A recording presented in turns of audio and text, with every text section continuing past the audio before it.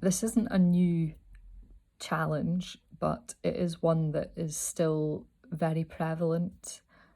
And it's also one of these conversations that I think can be quite uncomfortable because it's a surface level presentation of a much deeper rooted systemic issue about equality and equanimity and access and barriers to access on the basis of financial situation. And I'm using the example of the conference model, the academic conference, as case in point, because if we strip it back to an events perspective and a production perspective, we're talking about bringing together a group of people under one roof potentially and creating hospitality and an atmosphere and an environment that is supportive and conducive to welcoming people into a space where they are supported enough to be able to have exchanges and conversations and interactions and learning experiences and be immersed in that environment where the actual infrastructure of the space is already taken care of. So that immediately implies that there needs to be, feet on the ground and people working behind the scenes to make all of that possible. And if you've ever been involved in live events, then you have an insight into that and understand the reality of what many people don't see, but also the reality of what that actually costs to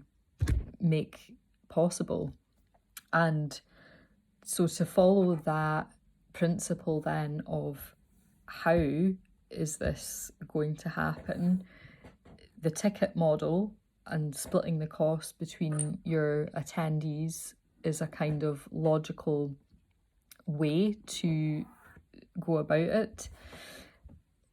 But we still seem to be in this place where the barriers to entry for those that don't have financial resource, there are so many more stages or bridges to cross in order to actually get into that room, and that individual has a right to be in that room and has something to offer and something to share. But how do they get there? And what are the avenues of support? What things have been put in place to make it more possible for that individual to be able to make that contribution and to benefit from being in that room? And I'm speaking to all stages of development, but particularly entry level students, early stage research, where that is like the crucial point where you are trying to build community, you're trying to build connection. You need feedback on your work and your progress. You need to be meeting with other minds, like minds, differing opinions, and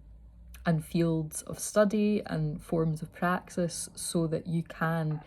enrich and that you can actually feel like you are part of the fabric of that landscape. And to enter into that space, to have to fight to get into that space when financial resource is a problem, it becomes, that is a heavy weight to bear and to carry, as one individual. And for those who have the privilege to enter and to open those doors freely without any without there being any weight or pressure attached to that, that there is an exchange able to happen because of the resource available, that means it's as easy as walking through that door and you have a seat at that, in that room. But the complexity involved to find resource where there is not freely available, and the work involved to actually make that entrance possible, starts to diminish and detract away from the focus and energy of purpose of why an individual wants to be in a room and wants to access these resources and have the opportunity to have these conversations. And if you have not lived from that experience, it is very difficult to comprehend how much bandwidth that actually takes up. And in that sense, within this ticketing model and this exchange rate for entry, it is the case in so many other like creative industries, outlets, that there is a way of creating reserve and resource specifically to support the accessibility challenges that are related to the financial barrier for those that are not in that position. And that kind of has to be part of the model if we're talking about world leading research and innovation and more voices being heard and collaborative communities. If we are not creating resource to support those who equally deserve to be in that room but will struggle to get there, then we can't really call it world leading and innovative, can we? Because we're actually cauterizing and cutting off a whole group of people, if we want to go down that rationalization about class accessibility, then we're actually removing that entirely. So I think we have to be very careful in the kind of planning and coordination of these kind of events, especially when the very fabric and infrastructure of these, in terms of the origin point of institutions and academia, there have been the historic challenges with power and who gets the power and who is allowed into the space and